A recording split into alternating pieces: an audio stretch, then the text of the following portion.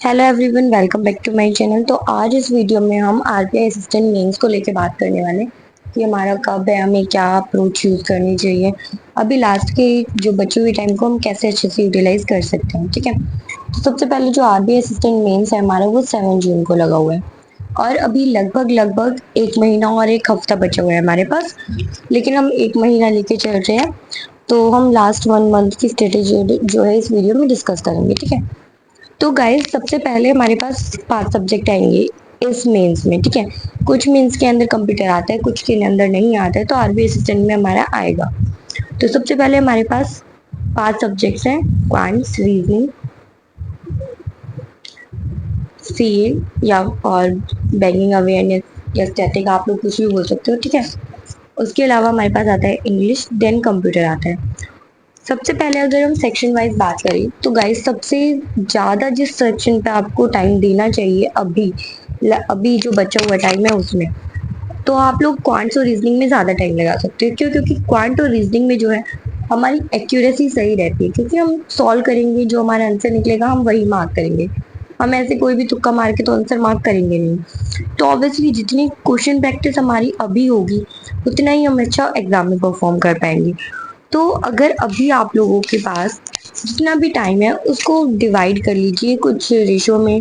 जैसे कि अगर अभी आप लोग 10 घंटे या 8 घंटे पढ़ पा रहे हो, अगर हम 10 घंटे भी मान के चले तो 10 घंटे में से आप लोग हाफ टाइम, मतलब 5 घंटे और 5 घंटे ऐसे डिवाइड कर लीजिए। 1:1 में आपको डिवाइड करना है। ठीक है, तो ये जो 5 घंटे हैं ये आप क्वांट्स और रीजनिंग को दीजिए सिर्फ। क्यों? क्योंकि अभी हमारे पास टाइम बचा हुआ है, अभी हमारे पास 1 महीना है लगभग। कुछ लोगों ने अपनी सीए पहले से कर रखी होगी, कुछ ने नहीं कर रखी होगी, तो गाइज उसको भी अच्छे से देख लेना। अगर आपने नहीं कर रखी है तो अभी आपको सीए को भी ज़्यादा टाइम देना पड़ेगा। अगर आपने पहले से कर रखा है तो आप थोड़ा सा ज़्यादा टाइम इनमें लगा सकते हो। अगर मान लो आपने करंट अफेयर्स अब तक उठाया ही नहीं था या फिर अभी कुछ ही दिन से स्टार्ट किया है, तो आप लोग जो है करंट अफेयर्स और बैंकिंग अवेयरनेस, अभी बैंकिंग अवेयरनेस करने का टाइम तो है नहीं बिल्कुल भी अलग से।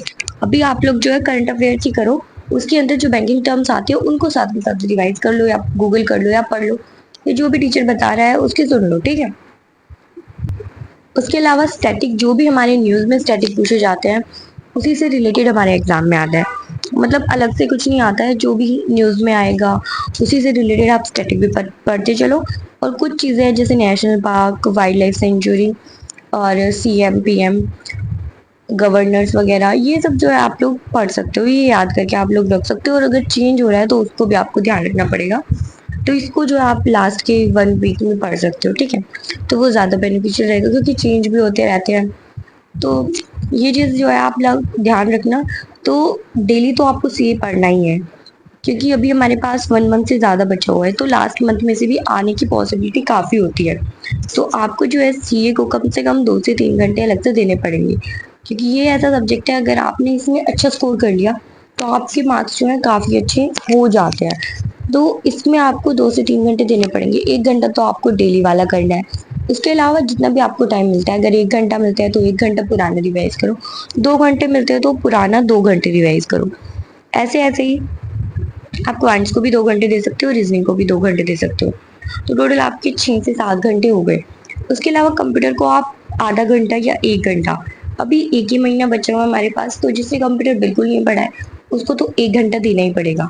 और जो सिर्फ रिवीजन कर रहे हैं वो हाफ एन आवर भी दे सकते हैं, जिन्होंने पहले अच्छे से पढ़ रखा है। जिनको सिर्फ रिवीजन की जरूरत है तो वो हाफ एन आवर में भी उनका काम चल जाएगा। ठीक है, तो आप उस हिसाब से देख लेना। और बचा हुआ 2 घंटा आपको इंग्लिश को देना पड़ेगा। और इसके अलावा आपको जितना भी टाइम मिलता है उस टाइम में आप रीजनिंग और क्वांट्स की जो है पीडीएफ वगैरह सॉल्व कर सकते हो, अगर आपको टाइम मिलता है इसके अलावा एक्स्ट्रा।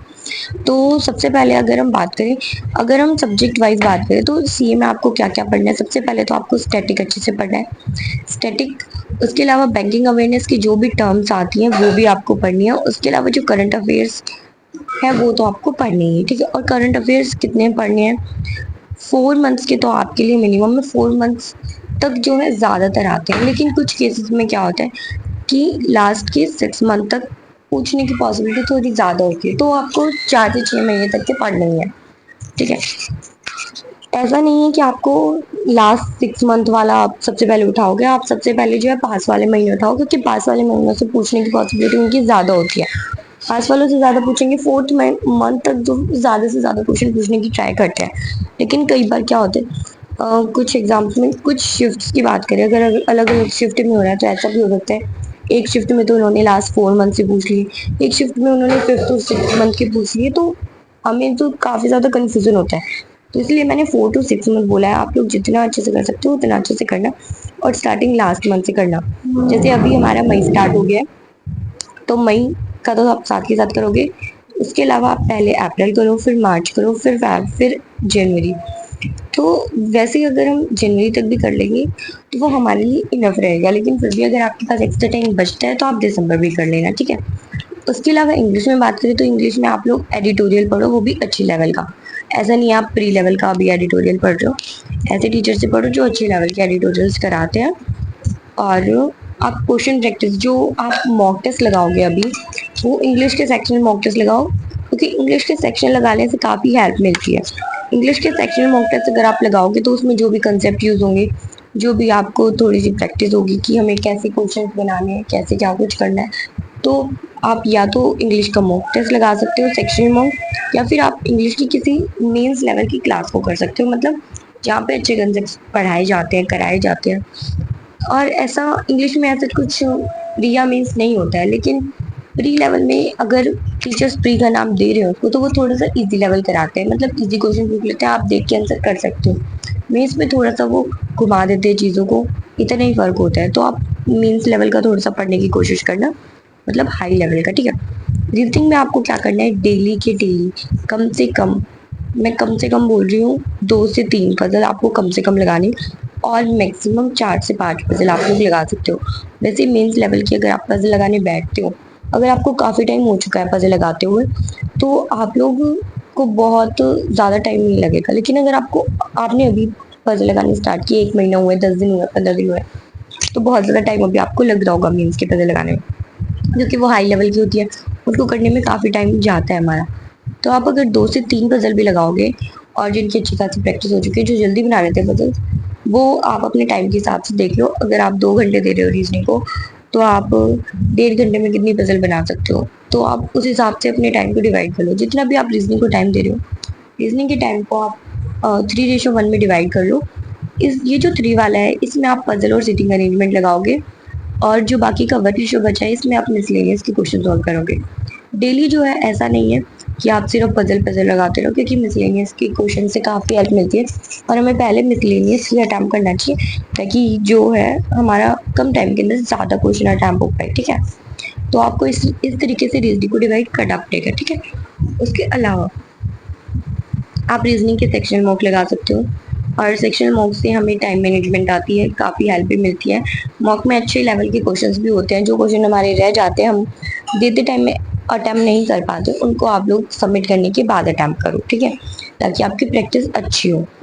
तो या तो आप ऐसा कर सकते हो, एक दिन आपने मॉक लगा लिया, एक दिन आपने पीडीएफ से क्वेश्चन सॉल्व कर लिए, ठीक है, तो इससे काफ़ी हेल्प मिलेगी। उसके बाद क्वांट्स की बात करें तो क्वांट्स में जिनके कंसेप्ट अच्छे खासे हैं, वो लोग जो है, मैं उनको सजेस्ट करूँगी कि वो मॉक टेस्ट लगाओ। अगर आप लोग सेक्शन मॉक लगाते हो क्वांट्स का, तो उसमें अलग अलग तरीके के क्वेश्चंस होते हैं, और मेंस लेवल का ही लगाना, अभी प्री को लेके मत बैठना। अगर आपका प्री बहुत अच्छा नहीं भी है, तो जो 1-2 टॉपिक जो आपके वीक है, उनको आप स्किप कर सकते हो, या फिर उनको थोड़ा सा रिवाइज कर सकते हो 1-2 दिन के अंदर। अगर आप उसको, आपको यकीन है कि हाँ हम अच्छा बना लेंगे, तो आप उस पर थोड़ा सा वर्क कर सकते हो। और अगर आपको लगता है नहीं ये तो मेरा बहुत ही ज़्यादा वीक है, इसमें मैं बहुत बार ट्राई कर चुका हूँ लेकिन ये मुझसे हो ही नहीं रहा है, तो आप उस टॉपिक को छोड़ सकते हो, क्योंकि मेंस में आता है डीआई आती है, डीआई के जो नंबर रहता है वो ज़्यादा रहता है, और अर्थमेटिक हर टॉपिक से आता है, ऐसा नहीं है एक ही टॉपिक से आएगा। अगर आपको मेंसुरेशन नहीं भी आता है, तो आप मेंसुरेशन को स्किप कर दो, ठीक है। और क्योंकि उसमें बहुत ज़्यादा फॉर्मूले होते हैं, और वैसे तो मेंसुरेशन बहुत ज़्यादा मुश्किल भी नहीं है, अगर आपको फॉर्मूले याद कर पा रहे हो तो वो इजी भी हो जाएगा। तो अगर आप लोग डिसाइड करो सबसे पहले कि अगर आप उस टॉपिक को अपना स्ट्रॉन्ग बना सकते हो तो आप बनाओ, और अगर आप उसको एवरेज भी बना सकते हो तो वो भी बना लो। तो क्योंकि अगर आपको वो एवरेज भी होगी ना, तो आपके अंदर थोड़ी सी थिंकिंग डेवलप हो जाएगी, मतलब आप कैपेबल हो जाओगे ट्राई करने की कि हम इस क्वेश्चन को कम से कम ट्राई तो कर सकते हैं और क्या पता वो सॉल्व भी हो जाए। लेकिन एग्जाम में आपको ट्राई नहीं करना, आपको ट्राई जो है मॉक टेस्ट के अंदर करना है। मॉक टेस्ट जितने ज़्यादा आप लगाओगे क्वांट्स के सेक्शन, तो आपको ये पता लगने लग जाएगा कि आप किस टाइप के क्वेश्चन सॉल्व कर पा रहे हो, किस टाइप के क्वेश्चन आप स्किप कर रहे हो, किस टाइप के आपसे बन रहे हैं, किस टाइप के आप नहीं बन रहे हैं। मतलब आपको इस चीज़ की नॉलेज हो जाएगी कि आपको एग्जाम में किस टाइप के क्वेश्चंस को स्किप करना है और किस टाइप के क्वेश्चंस को आपको अटेम्प्ट करना है। ठीक है, तो आप मॉक टेस्ट लगाओ, उसके अलावा आप पीडीएफ लगा सकते हो। पीडीएफ जो है हमारे पास मेंस लेवल की बहुत सारी है, आशीष सर की है, कौशिक सर की है, तो आप उनमें से कोई भी लगा सकते हो। सभी टीचर्स अपने आप में बेस्ट ही कराते हैं और अच्छा ही कंटेंट प्रोवाइड करते हैं। तो मेंस लेवल आप किसी से भी पढ़ सकते हो। और अगर आपके पास अभी पढ़ने का टाइम है, अगर वो आपके ऊपर डिपेंड है, अगर आपको क्लास से समझ आता है तो आप क्लास से करो, और अगर आपको पीडीएफ से समझ आता है तो आप पीडीएफ से करो। और रीजनिंग में भी आप ऐसे ही कर सकते हो, 2 से 3 ये पजल और सिटिंग अरेंजमेंट बोला था मैंने। उसके अलावा आप रीजनिंग में भी क्लास भी कर सकते हो और आप लोग पीडीएफ से भी कर सकते हो, वो आपकी चॉइस है। अगर आपको क्लास से इजीली समझ आता है तो आप स्टॉप करो, पहले आप खुद सॉल्व करो, और अगर सॉल्व हो जा रहा है तो ठीक है, नहीं आ रहा है तो आप समझ सकते हो। और पीडीएफ से भी आप ऐसे ही कर सकते हो, आप क्वेश्चन को अच्छे से सॉल्व करो, आप उसमें आधा घंटा लगाओ, अच्छे से टाइम लगाओ, मतलब जितना टाइम लगाना चाहिए उतना ही। ऐसा ही नहीं आपने 2 घंटे एक ही क्वेश्चन में लगा दी, उसका भी कोई मतलब नहीं है। आप आधा घंटा लगाओ, फिर भी आपको समझ नहीं आ रहा है तो आप इसके सॉल्यूशन को जाके देखो, तरीका देखो कि मैंने कहाँ मिस्टेक की थी और मुझे क्या करना चाहिए था, और फिर उसको दोबारा सॉल्व करने की ट्राई करो। ऐसे आपको हेल्प मिलेगी। ठीक है, उसके अलावा कंप्यूटर की बात करें तो कंप्यूटर में जिन्होंने बिल्कुल नहीं पढ़ रखा है उनके लिए मैं बोलूँगी, मैंने पीडीएफ शेयर कर रखी है अपने ग्रुप में, आप पीडीएफ से पढ़ सकते हो। क्योंकि अगर आपके पास पेड सब्सक्रिप्शन है सचिन अरोड़ा सर का, या फिर आपके पास कोई भी किसी भी टीचर से आपने कंप्यूटर पढ़ सकते हो या पढ़ रखी है। अगर आपने पढ़ रखी है तो अभी आप रिवीजन करो, और अगर आपने नहीं पढ़ रखी है तो पढ़ लो, डेली 1 घंटा देखिए, क्योंकि कंप्यूटर का इतना ज़्यादा वास्ट सिलेबस नहीं होता है कि आप नहीं कर पाओगे, आप कर लोगे। ठीक है, तो आप लोग क्या करो, इसकी क्लास कर लो अगर आपने नहीं की है तो, अदरवाइज आप पीडीएफ से रिवीजन कर लो। ठीक है, और इसके अलावा मैं आप लोगों को बोलूँगी कि आप डेली की डेली टू डू लिस्ट बनाओ और डेली मार्क करो कि आज आपको क्या करना है, आज आपको क्या नहीं करना है, और रात को सोने से पहले उस पर मार्क करो कि ये चीज़ हमने कर ली है, ये चीज़ हमने नहीं की है। और मैं आप लोगों से ये भी पूछना चाहती हूँ, अगर आप लोग इंटरेस्टेड हो तो मैं डेली जो मैंने आपको यहाँ पे प्रैक्टिस पीडीएफ की बात करी है, मैं ये आप लोगों को प्रोवाइड कर सकती हूँ ग्रुप में। ठीक है, टीचर्स हम डिस्कस कर लेंगे कौन से टीचर क्या आपको चाहिए, और इंग्लिश की मेरे पास गाइड लिखी पड़ी है या फिर और भी हैं काफ़ी, जो आप बोलोगे ना उस हिसाब से हम डिसाइड कर लेंगे कि आपको कौन सी पीडीएफ प्रैक्टिस पीडीएफ चाहिए। और अगर चाहिए तो आप कमेंट सेक्शन में बता देना कि हम इंटरेस्टेड हैं, और टेलीग्राम ग्रुप को ज्वाइन कर लेना ताकि मैं वहाँ पे प्रोवाइड करूँ तो आपको मिल जाए। टेलीग्राम ग्रुप का लिंक जो है मैं आपको डिस्क्रिप्शन में प्रोवाइड कर दूँगी, और कमेंट में आप जरूर बताना आप लोग क्या चाहते हो और आपको इस वीडियो से कोई हेल्प हुई या नहीं हुई। ठीक है, और अच्छे से आप लोग अपनी तैयारी करते रहो guys. All the very best upcoming exams.